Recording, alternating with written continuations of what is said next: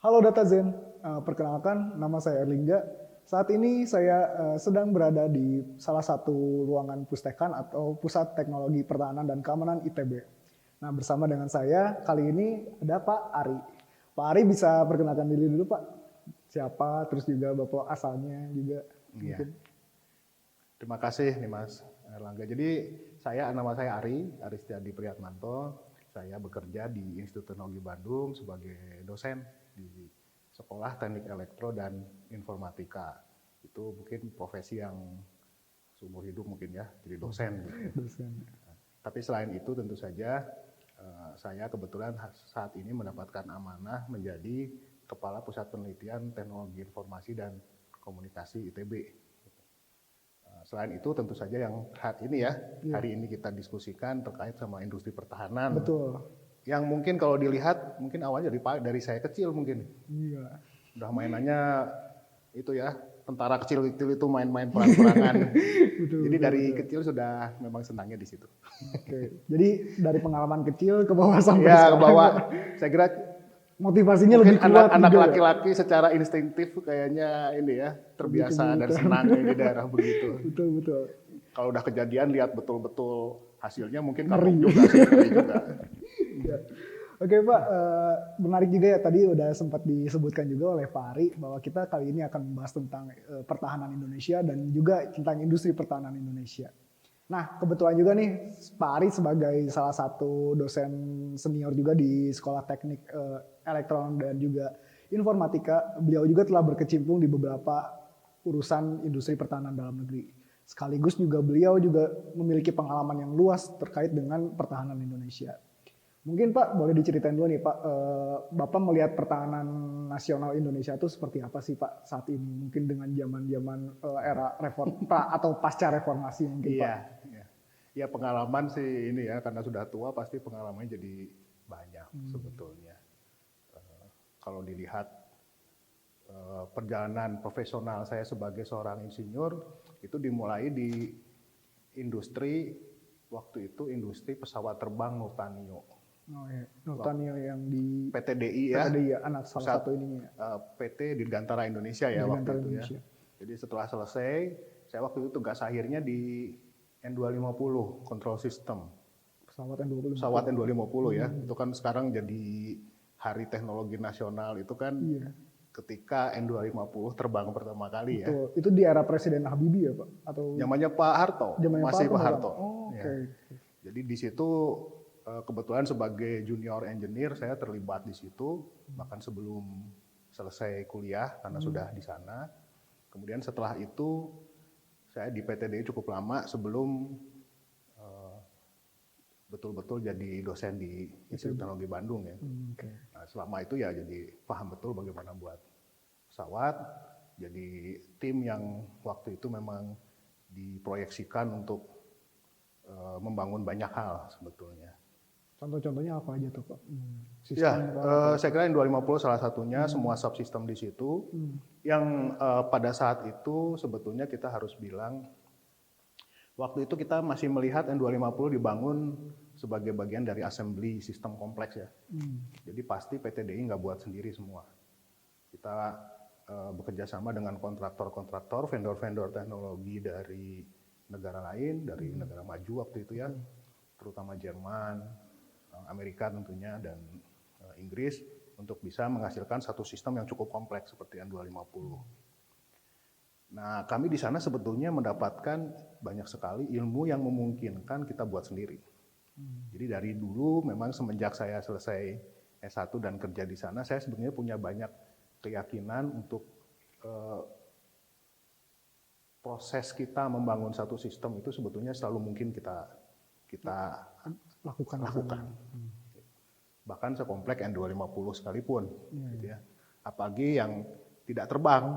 Betul, yang di darat. Yang di darat gitu ya, yang di laut yang cukup kompleks juga, tapi saya kira dari sisi resiko engineeringnya, tingkat keberhasilan mesin terbang itu kan punya risiko lebih tinggi. Betul. Ya dibandingkan dengan yang di darat. Kalau di darat mungkin jadi tambah cuman lebih berat lah gitu. Iya, Tapi nggak mungkin tiba-tiba jatuh gitu betul, ya. Betul. Gitu. Nah, Di situ kemudian saya terlibat juga banyak di beberapa riset-riset yang terkait waktu itu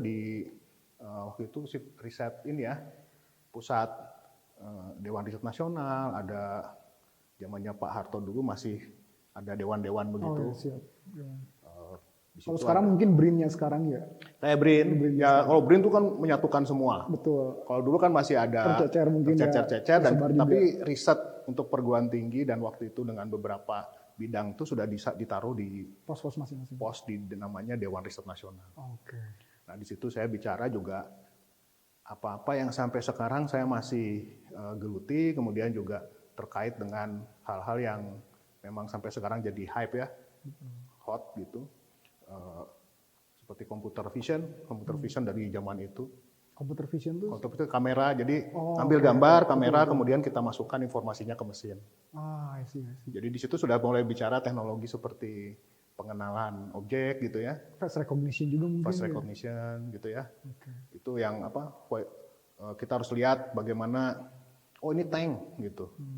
Itu sesuatu yang object recognition itu kita jadikan hal yang dari dulu. Makanya kalau dilihat udah lama sekali ngobrol begitu, termasuk beberapa persoalan robotik. Oh, robotik juga dari dulu Bapak terlibat? Iya, saya kira robotik ya. Okay. Yang saya kira teman-teman perlu betul-betul lihat sebetulnya karena saya mengalami sendiri ya, perkembangan teknologi itu sebetulnya membuka peluang besar sekali buat kita. Jadi memang perkembangan teknologi itu membuat sistem jadi lebih kompleks, Betul. tapi kemampuan kita membangun sebetulnya jadi lebih tinggi. Betul. Jadi kalau dibandingkan 10 tahun lalu saja, saya hampir harus melakukan banyak hal sendiri dengan harga, biaya, dan kemampuan. Segala keterbatasan sumber daya juga. Iya, sumber daya itu dilakukan masih cukup berat lah gitu ya. Tapi sekarang boleh dibilang banyak hal untuk membangun sistem kompleks seperti drone saja ya, mungkin teman-teman lihat sebetulnya tidak lagi sesulit yang dulu. Termasuk buat drone-drone besar sebetulnya. Sudah tidak lagi sulit. Konsep IoT, big data gitu ya, human content interaction, kemudian juga AI, itu sesuatu yang memang ada karena akhirnya mempermudah kita membangun sistem. Betul. Nah di akhir tahun-tahun 10 tahun terakhir ini saya terlibat betul dengan riset di bidang industri pertahanan, mungkin sejak tahun 2009. Di bidang apanya Pak? Di sub bidang apanya tuh Pak lebih tepatnya? Awal-awal itu kita mulai dari sensor sebetulnya. Jadi sensor bawah laut waktu itu. Okay. Sensor bawah laut kita coba buat hidroponik gitu. Hidropon buat kapal selam itu, gitu ya? Buat audio, juga sonar bawah laut. Itu kita coba waktu itu buat dalam konteks sama waktu itu masih Dewan Riset Nasional pada saat itu. Zaman Orde Baru berarti ya? Udah reformasi. Oh, udah reformasi. Udah reformasi.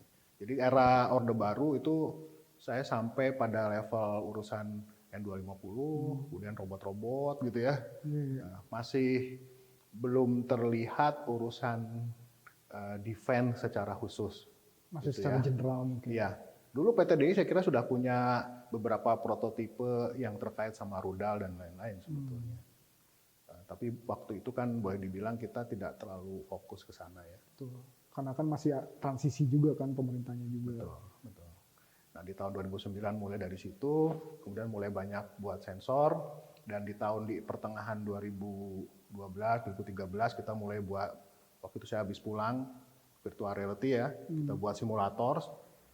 Simulator kita benar-benar besar gitu, dan simulator pertama yang saya buat tuh simulator ANOA. Oh, mobil ini ya, Rampur ya? Ya, dan full. Oke.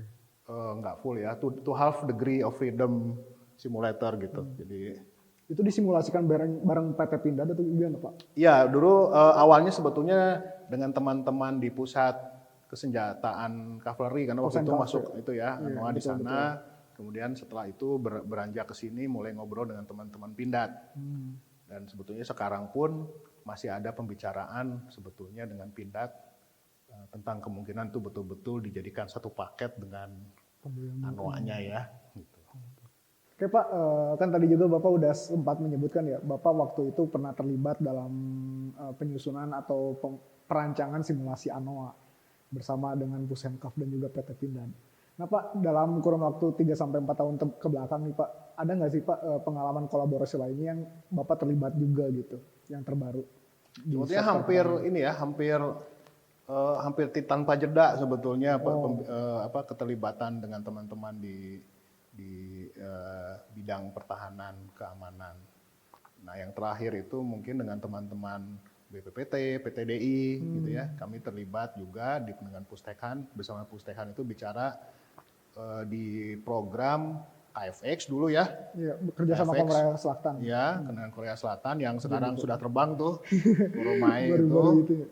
Dan yang kedua, yang paling dekat tentu saja yang UAV kita Elang Hitam, Iya, yang Male, yang kemarin katanya nggak akan dilanjutkan lagi itu ya. Itu kenapa tuh Pak? Sempat tersiar isu itu, Bapak tahu nggak? Ada banyak cerita itu, tapi memang kalau menurut saya itu kalau buat di komunitas kerekayasaan Indonesia gitu ya, menurut saya sih itu pelajaran berharga lah. Memang kesempatan tidak akan datang dua kali. Waktu kemarin 2 tahun itu mungkin sudah harusnya kita memproduksi sesuatu ya yang meyakinkan semua orang yang stakeholder yang ada untuk bisa mendukung kita terus. Gitu ya. Nah, dengan situasi seperti sekarang muncul pandemi gitu ya, itu membuat memang akhirnya banyak opportunity jadi hilang. Ya kita kehilangan itu. Jadi kalau saya bicara dengan mahasiswa saya selalu bilang kesempatan itu datang hanya ke orang yang siap. Kalau nggak siap kita ngulur-ngulur, kesempatan itu hilang. Dan berlalu aja. Dan berlalu saja, dan akhirnya kita disebut kehilangan kesempatan. Betul. Ya, padahal karena kita nggak siap. Dan itu artinya memang kesempatan yang akan hilang saja gitu. Nah, waktu kemarin itu kita terlibat dalam desain weapon sistemnya ya. Yang sebetulnya desain kita itu menurut saya terlihat efektivitasnya di perang yang Ukraina Rusia sekarang ya. Oh, ternyata kalau pendekatannya tepat, drone itu akan sangat bermanfaat. Ya. Untuk kegunaan surveillance juga mungkin. Surveillance tentu saja ya, semuanya saya kira sudah bisa lihat. Dan kemudian juga di battlefield kalau UAV-nya tepat itu sebetulnya akan sangat punya dampak yang signifikan ya. Betul. Kalau tidak siap ya nggak bisa. Ya, kita lihat ada drone yang cuman ngirim bom. Istilahnya tuh dumb bom aja ya, bomnya bodoh gitu, cuma dilepas meledak gitu, tidak harus pakai misil gitu dikendalikan. Itu saja dampaknya besar kalau kita lihat yang sekarang. Bahkan disuruh suicide ya, suruh bunuh diri. Si drone-nya juga. Iya, sampai jadi hal yang sampai drone yang seperti diminati gitu ya. Betul. Jadi kita sudah lihat sebetulnya kalau pendekatannya tepat dan sebetulnya Mali punya peluang besar sekali untuk sampai ke level seperti itu, terbuka kesempatan untuk bisa melakukannya.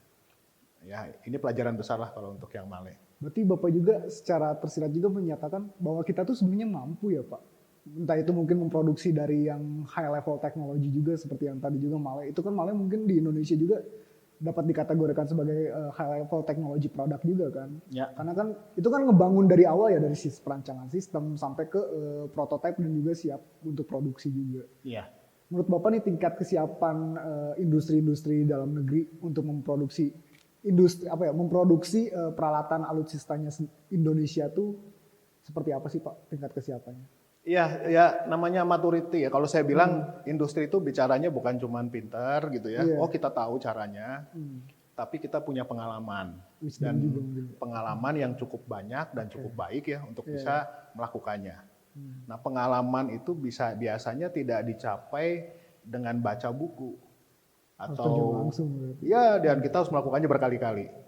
Trial and error berkali-kali. Saya tidak harus bilang trial and error ya, karena selalu menurut saya engineering itu tidak boleh melakukannya tanpa guidance engineering yang sound ya. Iya, betul. kita nggak boleh coba-coba, Oke. gitu ya. Iya, iya. Kita harus melakukannya dengan kemampuan yang kita ada saat itu. Dan secara prudent juga ya, atau secara penuh kehati-hatian. Ya, jadi istilahnya menurut saya sih bukan ini ya, bukan trial and error, tapi kita selalu berdasarkan informasi terbaru, kita selalu bekerja berdasarkan data, berdasarkan desain gitu ya, yang sound, bahwa nanti harus diperbaiki, yaitu bagian dari proses engineering yang biasa, gitu ya, gitu. Kalau trial seakan-akan nggak pakai ilmu gitu. Iya, jadi uji Gitu coba ya. aja, coba Uji coba iseng-iseng gitu aja ya. gitu ya, Pak. Ya, sebetulnya trial juga harus mikir dan harus iya. dipikirkan supaya errornya makin sedikit kan. Betul.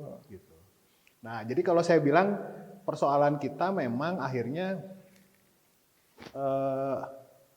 kita tidak sempat membuat satu iterasi Iterasi. secara bangsa ya untuk punya maturity level engineering yang semakin baik.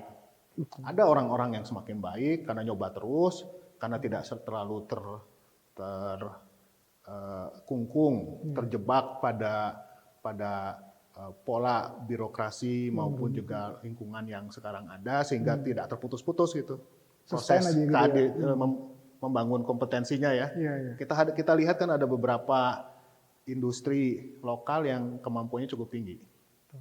Masalahnya membangun peralatan untuk bidang teknologi pertahanan dan keamanan itu tidak cukup dari satu bidang saja, satu keahlian saja, tapi satu multidisiplin, perlu tim yang cukup kuat dan supply chain yang cukup untuk supaya memang menghasilkan peralatan yang siap digunakan oleh usernya, gitu ya.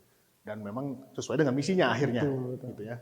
Nah, itu yang membutuhkan kolaborasi yang besar yang kita sebagai bangsa hampir tidak punya sukses story ya. Belum ada ya. Belum ada. Sampai sekarang. Belum ada. Berarti Pak, menarik juga nih membicarakan tentang kolaborasi dan juga success story. Kalau Bapak lihat sendiri nih, ekosistem industri pertahanan di Indonesia itu seperti apa? Kan kalau misalnya mungkin ya, ambil contoh aja seperti ekosistem industri otomotif. Mereka dari mulai industri hulu sampai industri hilir mungkin sebagian besar sudah bisa dilengkapi oleh produsen-produsen dalam negeri, terutama dari industri hulu sampai ke industri hilir.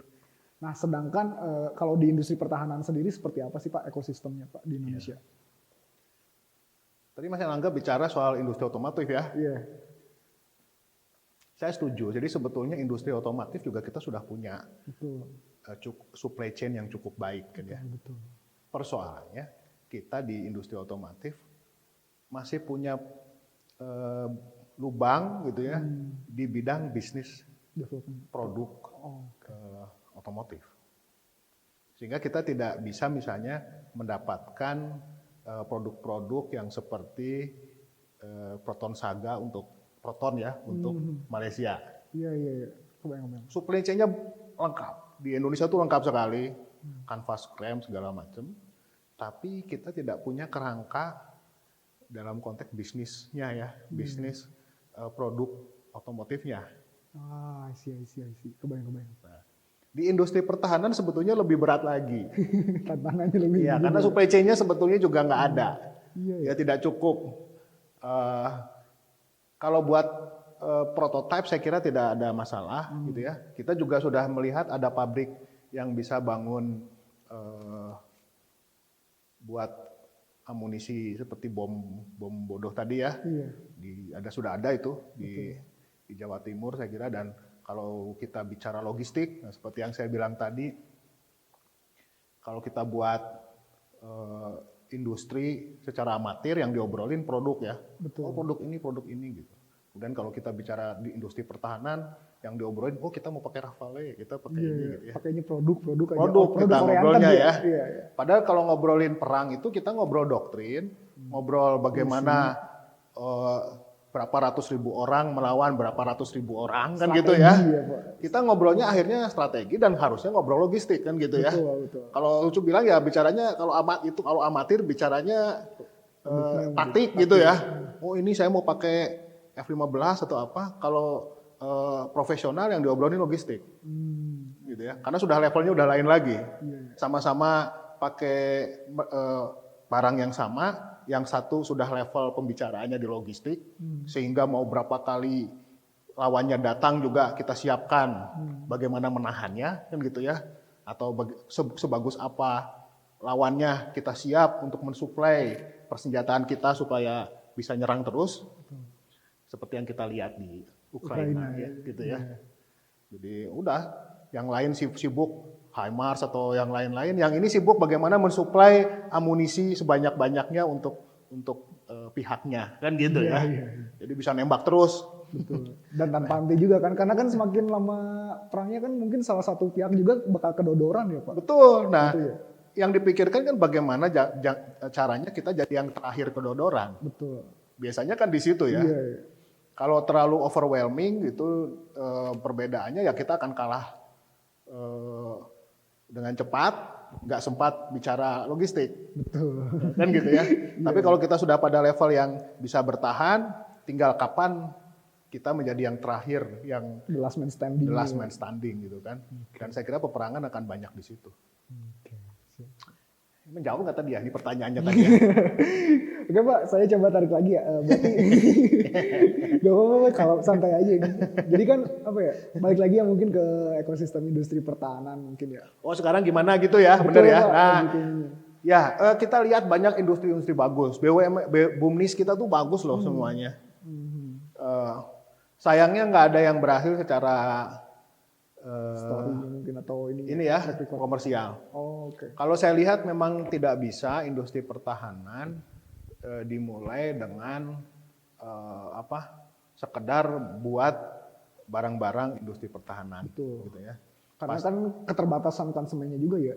Ya, karena Cuma pasti satu kan pasarnya. betul. Monopolis. Nah, ya itu ya saya Iya, kira betul. kita bisa uraikan itu cukup dalam sebetulnya, bahwa salah satu yang penting di dalam industri pertahanan itu yang beli ada. Iya, Dan yang beli itu harus loyal. betul. Karena industri apapun kalau yang beli nggak loyal, Ya, mereka nggak bisa bertahan. nggak bisa bertahan. Nah, memang ada banyak industri di negara lain yang kita lihat juga tidak seperti yang belum fokus pada industri pertahanan saja ya.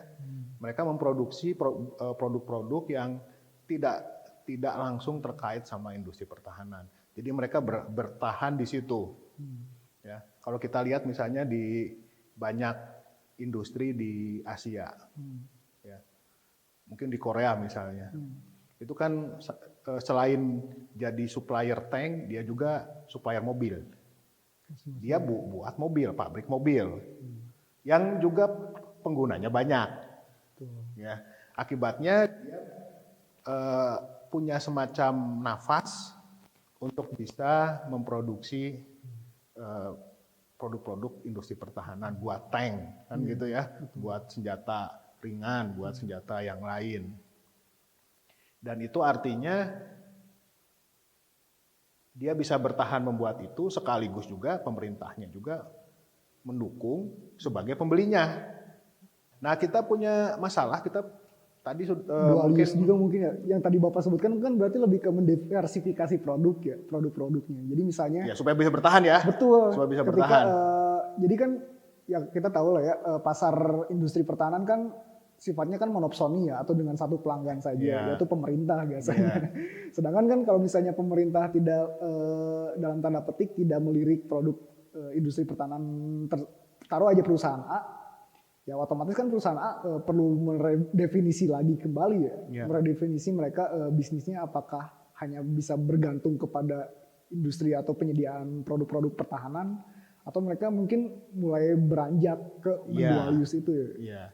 Ya, saya kira itu kan strategi, kalau kita harus lihatnya dari dua sisi ya.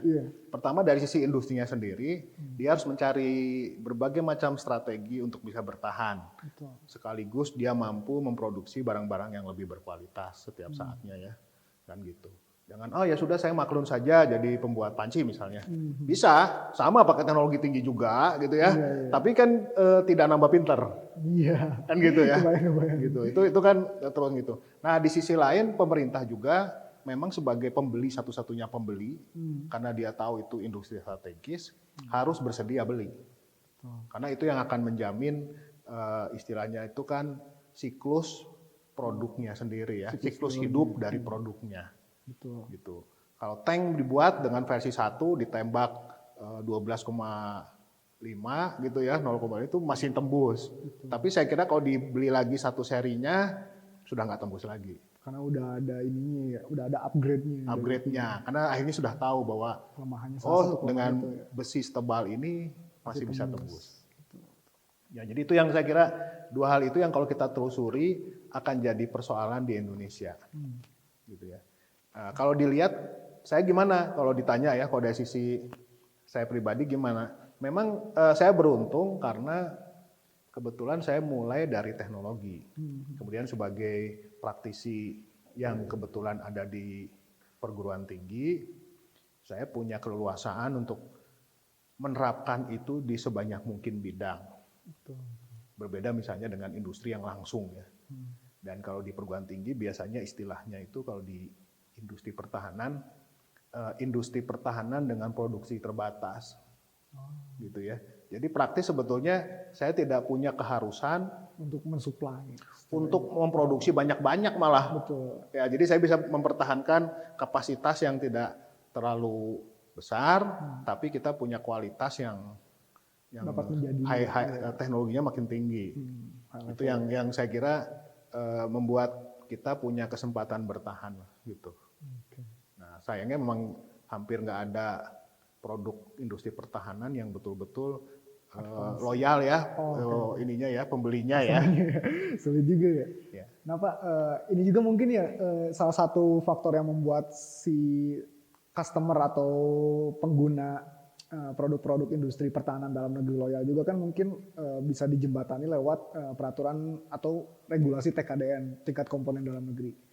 Kalau saya baca nih Pak, perihal TKDN, terutama di peraturan pemerintah atau peraturan Menteri Perindustrian nomor 16 tahun 2011, itu kan dibatasi ya Pak tingkat komponen dalam negerinya tuh.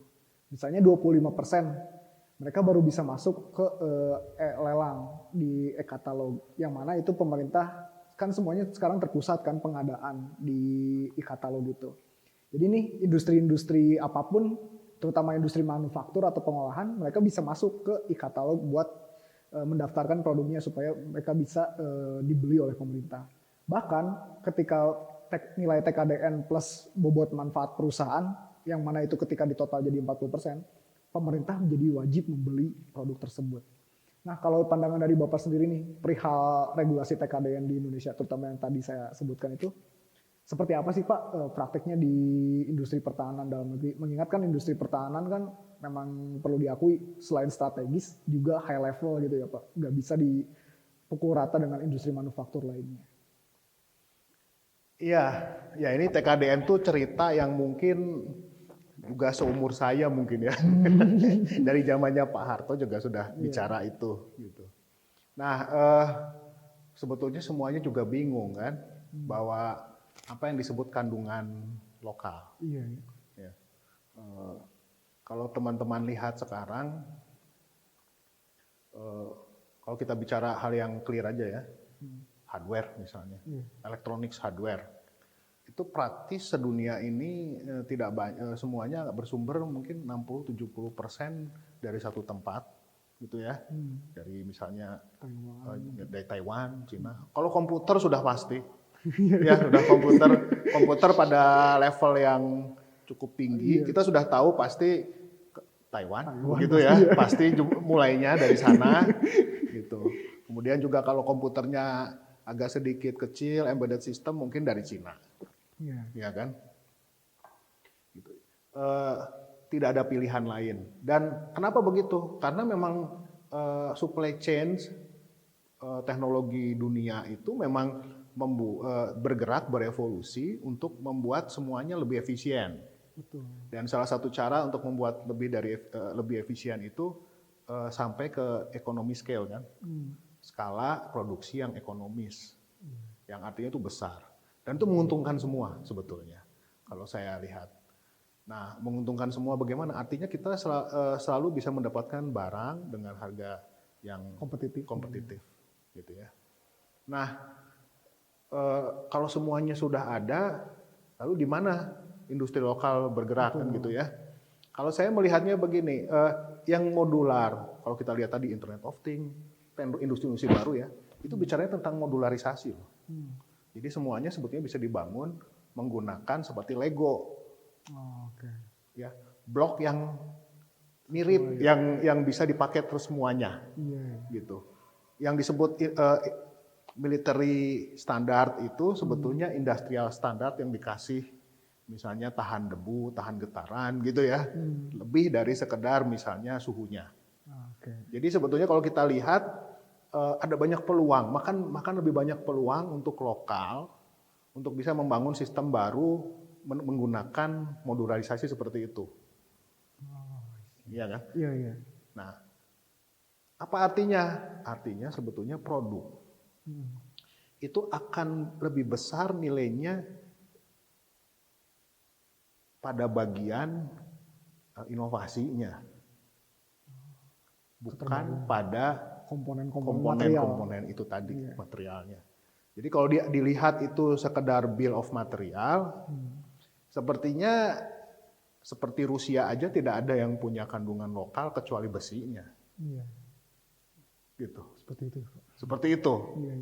Gitu. Padahal mereka buat sistem-sistem terbaik yang ada di dunia kan ya, gitu ya, seperti S-300 kalau anti misil-misilnya dan lain-lain.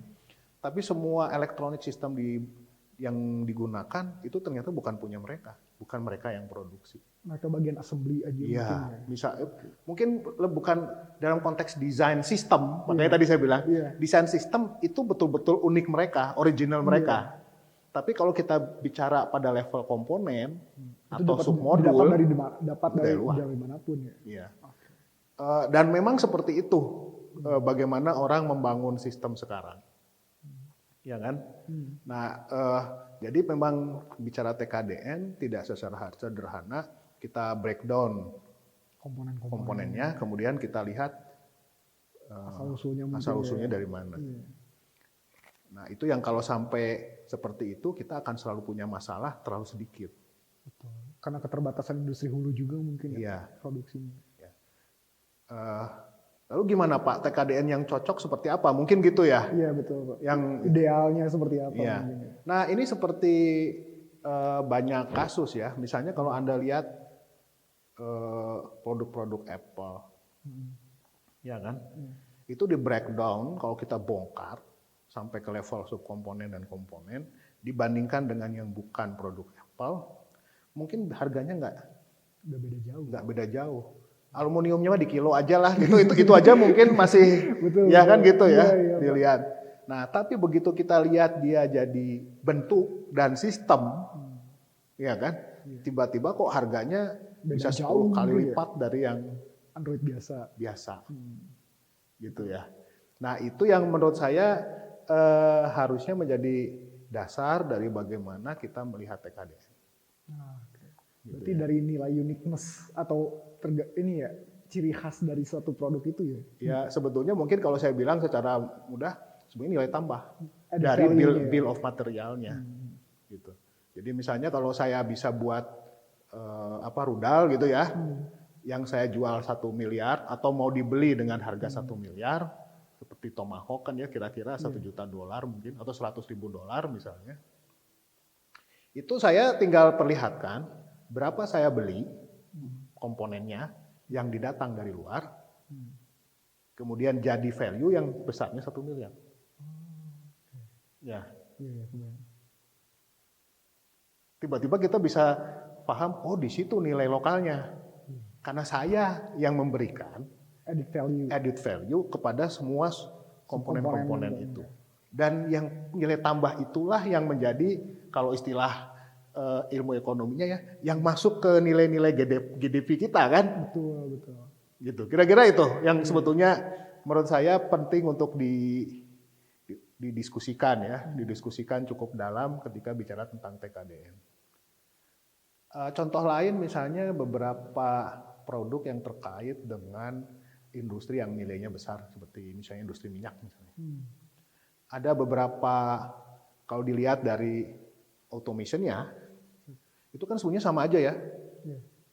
Instrumentasi yang ada di industri minyak dengan di tempat lain, di industri manufaktur. Yang membedakan software-nya.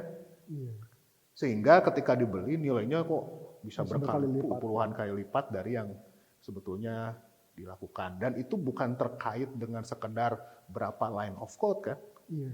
tapi ilmu yang berhasil dimasukkan ke situ yang punya nilai berapa. Jadi pada akhirnya semua satu produk itu dinilai dari seberapa kebermanfaatannya di ujung. Oh, orangnya yang mau pakai bersedia bayar berapa. Kemudian saya sebagai produsen, kalau ingin mengklaim lokal kontennya, saya harus perlihatkan berapa yang saya beli dari luar, bisa impor, kemudian bagaimana itu sampai bisa dibeli sekian. Jadi si added value-nya ini yang Si justru added perlu value-nya itulah dipertimbangkan lokalnya. signifikan. Iya. Kira-kira gitu. Iya. Ya, entah itu pakai bengkel lokal, ketika CNC aluminium bloknya kan gitu ya, atau ada orang programmer yang saya hire untuk merancang softwarenya dan lain-lain, atau PSD yang saya minta untuk membuat rumus-rumus yang saya implementasi. Semua itulah lokal kontennya gitu. Nah, jadi kalau menurut saya tidak cocok untuk di standarisasi ya, tapi malah harus diklaim. Saya sebagai yang buat produk harus mengklaim dengan bukti tentunya ya. Produk saya punya Bermanfaatan sekian. nah, nilai added value sekian dengan impor X, added value 10 kali lipat dari X, sehingga total 90% misalnya. Itu yang menurut saya mungkin akan jadi hal yang fair ya. Iya. Soalnya kan mungkin apa ya, itu juga kan berarti berkaitan dengan relevansi regulasi TKDN yang ada mungkin ya Pak. Dari Betul. mungkin tata cara perhitungan, sampai juga bagaimana dalam satu produk itu bisa dinilai, taruh aja dalam satu produk ini, oke, komponennya mungkin antara produk A dengan B, komponennya sama dari luar mungkin banyaknya. Tapi ketika produk A mungkin added value-nya lebih tinggi, yang mana itu diproduksi di lokal, si added value-nya itu harusnya mendapatkan atensi lebih tinggi daripada produk yang B itu tadi. Ya, biasanya kan ini persoalan terjadi ya. Sebetulnya kan kalau kita lihat dari kebutuhan industri pertahanan sendiri kan hampir tidak ada masalah di luar ya. Amerika tidak pernah ngobrol itu loh. Oh gitu. Ya, maksudnya tidak pernah bicara itu untuk industrinya dia. Oh, Dia nggak pernah, mungkin nggak ya saya beli Rafale gitu. Iya, iya. Iya kan, nggak pernah ya. Iya. Nggak pernah. Itu kan terjadi karena proses pengadaan di negara kita itu masih menggunakan pola pengadaan yang biasa untuk produk-produk yang biasa. Iya kan?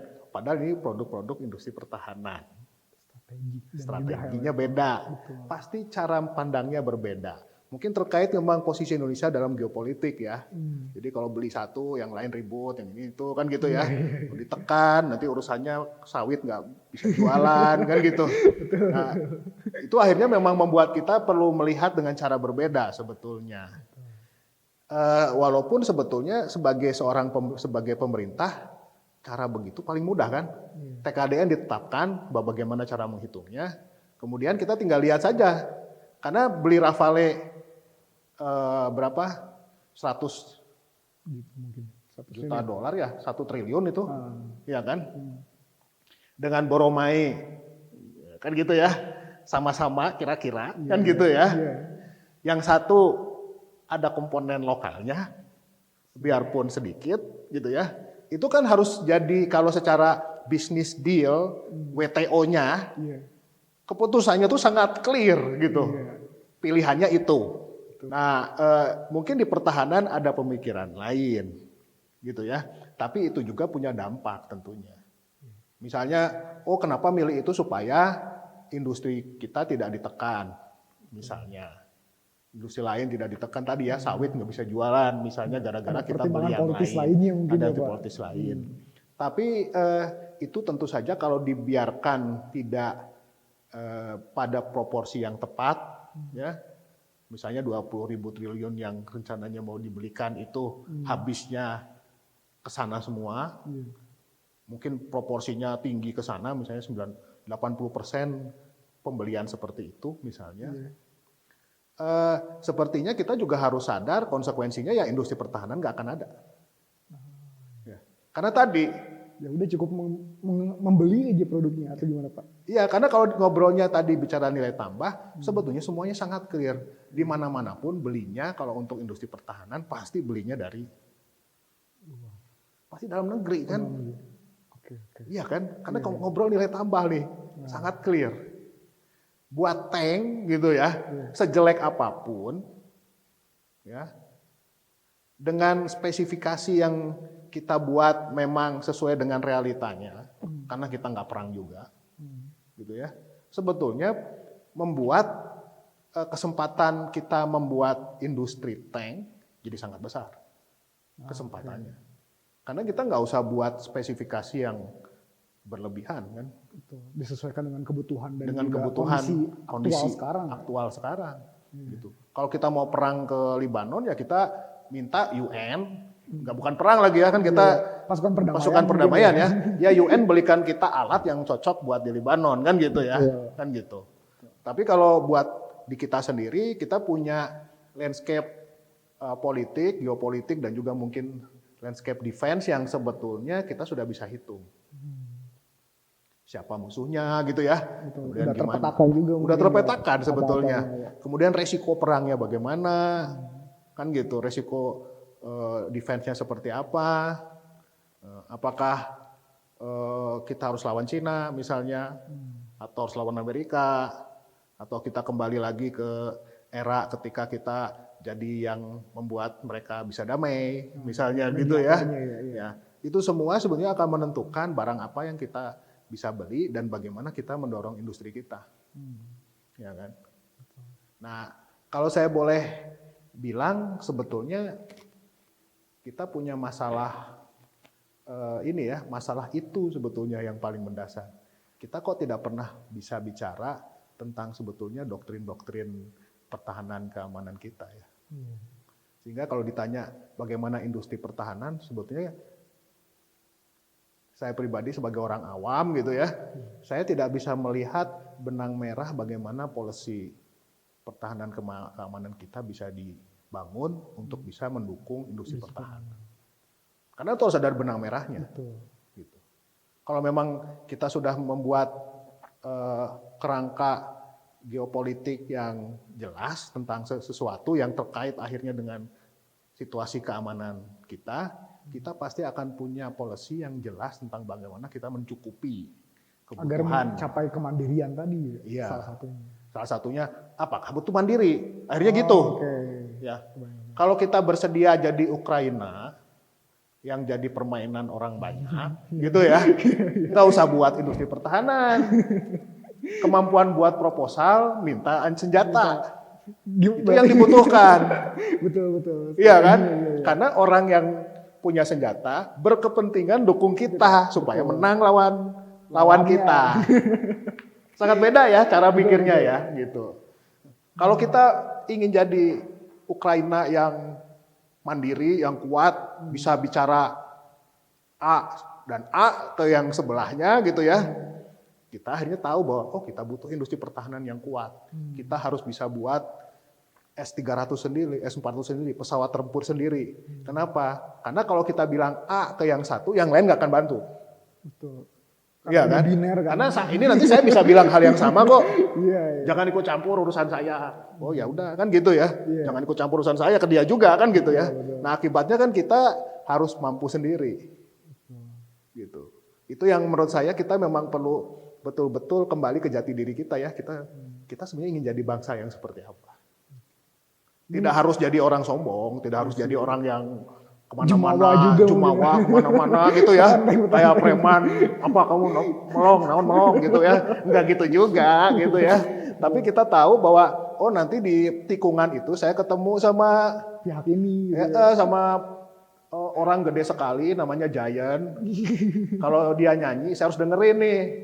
Nah, apakah kita mau duduk dan mendengarkan nyanyian dia, atau saya mau ke pasar karena disuruh ibu saya kalau saya Nobita ya, saya mau ke pasar disuruh ibu saya beli sesuatu di pasar, Giant kalau ada apa-apa ya saya lawan kan gitu, akhirnya gitu. Itu yang jati diri kita kan di situ ya. Dan kewibawaannya juga justru di situ. Ya suatu akhirnya negara. kita memilih kan. Betul. Jadi bangsa seperti apa. Okay. Bangsa itu yang menurut saya kita perlu perjuangkan. Dan konsekuensi jadi bangsa itu yang menurut saya akan sangat menentukan kita akan mampu apa sebetulnya. Iya kan? Ini Pak, menarik juga nih Pak. Berarti kan kita tuh tergantung dengan kebutuhan dan kondisi aktual juga ya. Sedangkan kalau Bapak melihat sendiri nih, lanskap pertahanan Indonesia itu seperti apa sih Pak? Jadi mungkin pertahanan Indonesia tuh berkaca dari pengalaman Bapak juga. Mungkin lebih ke, entah itu mendorong kemandirian industri pertahanannya kah, atau mungkin mendorong lebih ke kemandirian si alutsistanya itu sendiri, bahkan tanpa apa ya, dalam tanda petik mungkin tanpa memberikan fokus perhatian khusus buat industrinya, seperti itu. Ya, itu pertanyaan berat ya, yang akhirnya memang sampai ke tadi ya persoalan yang kita diskusikan sebelumnya ini tentang jati diri bangsa. Iya. Yang sangat mendasar sebetulnya. Filosofis banget itu. Filosofis banget, gitu ya.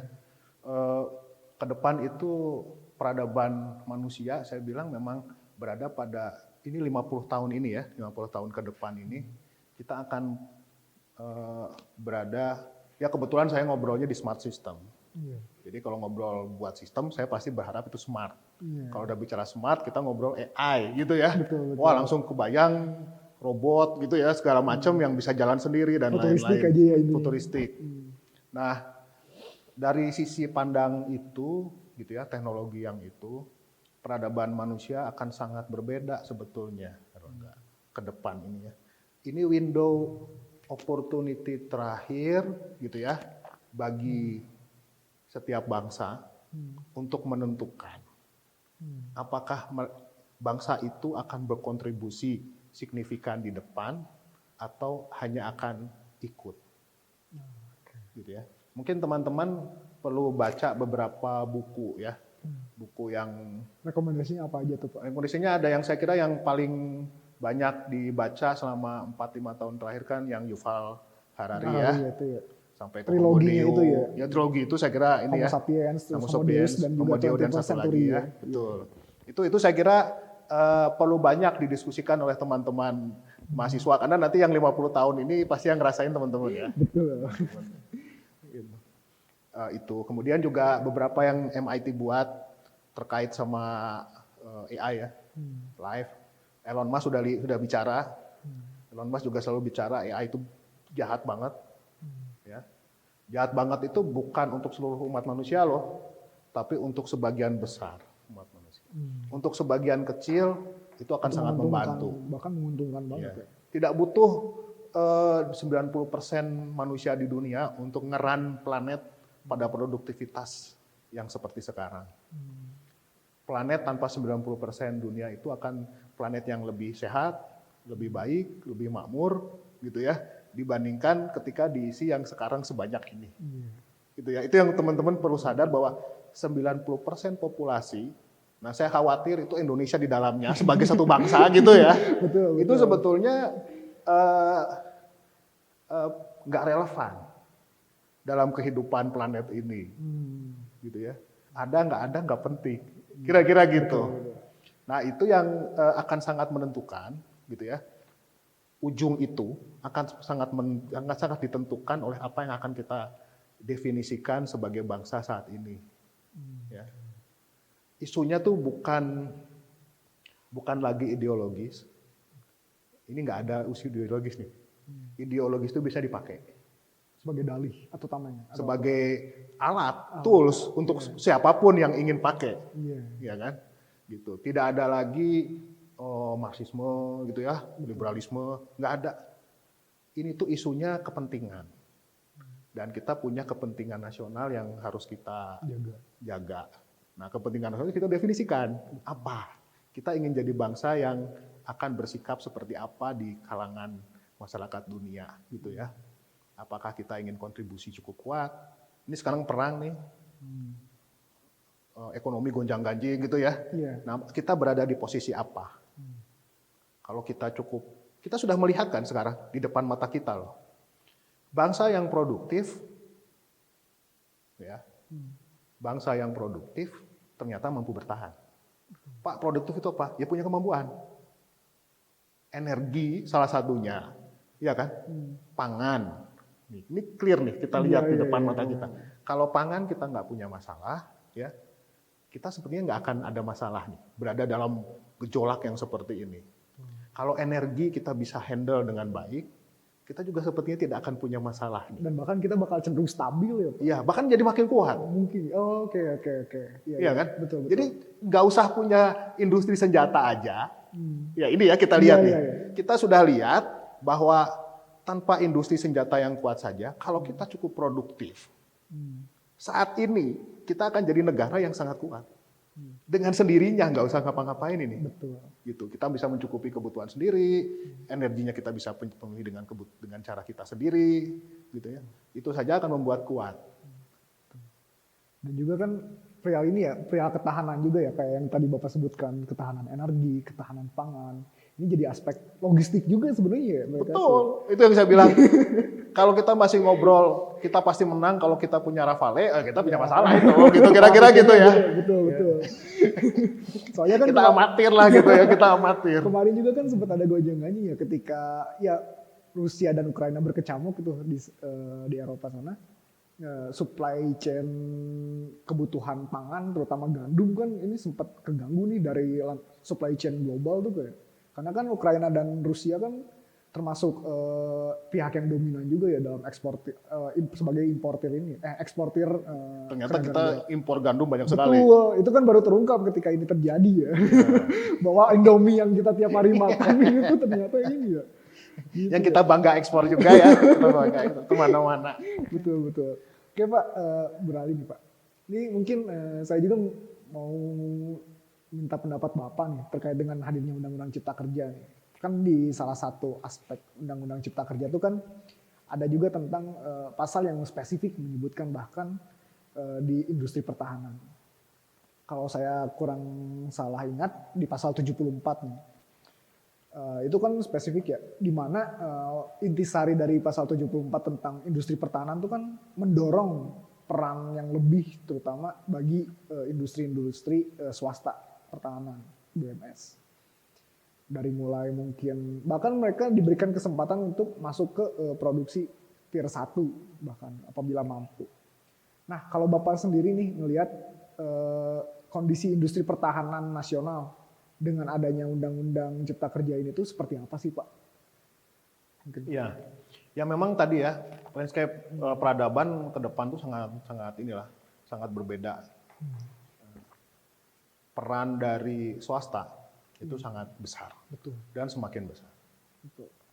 Saya selalu mencoba membandingkan dengan dua school of thought gitu ya, bagaimana bangsa dikelola. Ya. Yang satu itu Amerika, yang boleh dibilang cerita tentang bagaimana corporate competition yang bebas itu sangat kuat.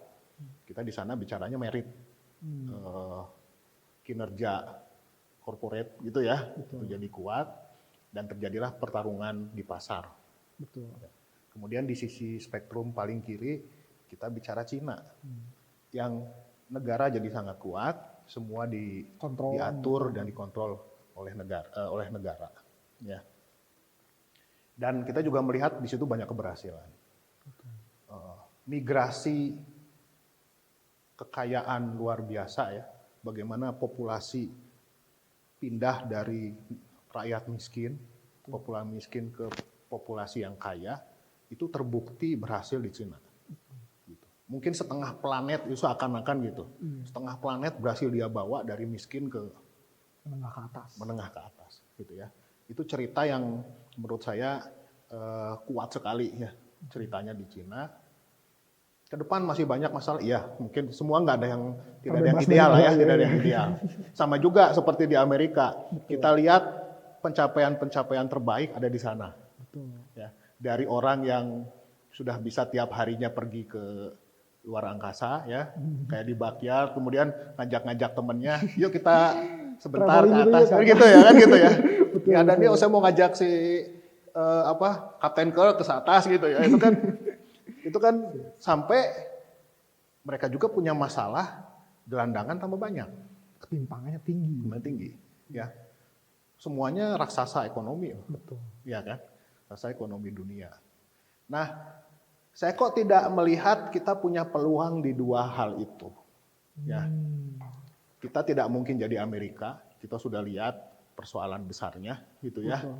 Dan sepertinya kita tidak ingin seperti itu. Betul. Dan kalau kita ke arah sana, kayaknya yang kita dapati biasanya hal buruknya yang banyak, yang dominan. Kita juga sepertinya tidak memilih kayak Cina, karena kita sudah memilih cara yang kita lakukan sekarang. Betul. Ya kan? Konsekuensinya sekarang terusan. Ya, jadi kita sudah memilih begini. Nggak mungkin partainya jadi satu lagi, Betul, gitu ya. betul. Nggak mungkin, walaupun kita sebetulnya punya pemikiran satu ya, misalnya Pancasila. Kita bisa selalu buat partai Pancasilais kan, zaman Betul, dulu ya. betul. Itu kan bisa kita jadikan pola. Dan mungkin kita bisa lakukan. Nah, yang saya lihat sebetulnya kita perlu cerita di antara itu. Gitu ya. Di mana corporate jadi penting, karena satuan paling efektif itu sebenarnya corporate loh. Ya, kalau kita bicara bagaimana riset dilakukan, riset paling kuat ya munculnya dari corporate. Ya. Amerika memperlihatkan corporate pada level yang itu jauh lebih cepat dari negara. Tapi dia juga perlihatkan banyak hal terbaik juga muncul dari negara kan ya. Betul. Cina memperlihatkan itu juga udah jelas. Kita sudah lihat raksasa yang leapfrog gitu ya, melewati Amerika itu muncul dari Cina kan. Betul. Gitu. Nah kita perlu lihat bagaimana, balik lagi ke jati diri tadi. Kita sepertinya nggak bisa minta negara terus, subsidi termasuk. Kita harus sadar bahwa hidup kita itu akhirnya sebagian besar akan dikembalikan ke masyarakat juga. Individu masing-masing. Nah, kalau saya bilang individu, di situ bedanya. Kalau Amerika akan bicara individu. Iya. Berarti lebih ke aspek society-nya aja ya. Iya. Nah, kita perlu membangun kekuatan ketiga. Gitu ya. Jalan ketiganya. Iya, kekuatan ketiga apa? Ya kita komunitas, masyarakat, society, gitu ya, yang bisa menyeimbangkan dua kekuatan itu, gitu ya. Yang corporate yang sangat efektif, efisien, gitu ya. Elon Musk sudah ngelewatin NASA loh. Betul. Ya kan gitu ya. Betul. Gitu. Tapi sangat mengerikan kalau kita biarkan besar tanpa kontrol. Cina memperlihatkan negara bisa kontrol. Betul. Nah, saya selalu kalau PPTIK bicara ya di mana-mana, kebetulan saya pengen PPTIK, saya selalu mendorong pemerintah menjadi komplemennya dari Kedua. dari ini ya, dari corporate-nya tadi, dengan tentu saja bantuan masyarakat. Karena tanpa bantuan masyarakat, ya just another corporate sebetulnya. Ya pemerintah, BUMN segala macam, just another corporate ya. Yang lain kan akhirnya cuma jadi objek, kan gitu ya, penonton. Pasarnya mereka. Nah padahal kita perlu saling komplementer dengan dikontrol sama society kan ya. Nah pendekatan itu yang akhirnya muncul menurut saya, harusnya muncul di regulasi. Di Undang-Undang Cipta Kerja, itu harusnya mewujudkan keseimbangan tadi. Dan memang kita belum lihat kekuatan society. Ya. Civil society-nya belum nampak. Belum muncul. Gitu ya? Memang kalau tidak hati-hati, kekuatan ketiga akan muncul sebagai corporate juga. Akhirnya gitu. Kita memang harus membedakan itu ya. Iya. Harus membedakan gitu. Mungkin pendekatan ngobrol konteks korporasi ya, koperasi, itu jadi alternatif yang baik. Mungkin setiap komunitas kita perlu membuat semacam aliansi-aliansi society yang tentu saja harusnya bisa bicara cukup dekat sama pemerintah, tapi tidak menjadikan itu corporate juga. Saya kira kesempatannya sekarang, gitu ya. Nah konteks industri pertahanan sebetulnya kalau menurut saya pada akhirnya juga seperti itu gitu ya. Kalau dibiarkan yang muncul industri akan sangat powerful. Iya, powerful. Sudah pasti. Kita biarkan jualan yang transaksi aja terus ya. Captive marketnya sudah jelas, sudah terjadi misalnya kolusi. Kolusinya kolusi yang by business rule lah ya. Sudah jelas itu memang harganya murah kok, ini bisa dibeli. Nah, tentaranya negara itu bisa beli kan gitu ya. Betul. karena memang tadi loyal, akibatnya kan pergerakan ini jadi kayak Amerika. Oh, oke. Just another corporate tadi. Just another corporate, kemudian jadinya kayak apa multinasional industrial kompleks ya, gitu. Itu yang nantinya kita akan lihat kayak Amerika. Nah kita butuh cerita berbeda kan, Betul. karena perangnya nanti sangat berbeda. Itu lagi akhirnya gitu. Perangnya itu sebetulnya bagaimana kita mencukupi kebutuhan, pangan yang kuat, energi yang kuat. Memang bagus kalau sampai kita punya tim yang kita bisa menjamin keamanan kita semua kan, kan gitu. Kalau kayak Ukraina diserang ya kita bisa bertahan. Itu kan yang kita inginkan sebetulnya. Siap. Mantap. Oke Pak, terakhir nih Pak, pesan dan juga mungkin ujangan dari Bapak ya. Berkaitan dengan apapun itu gitu Pak.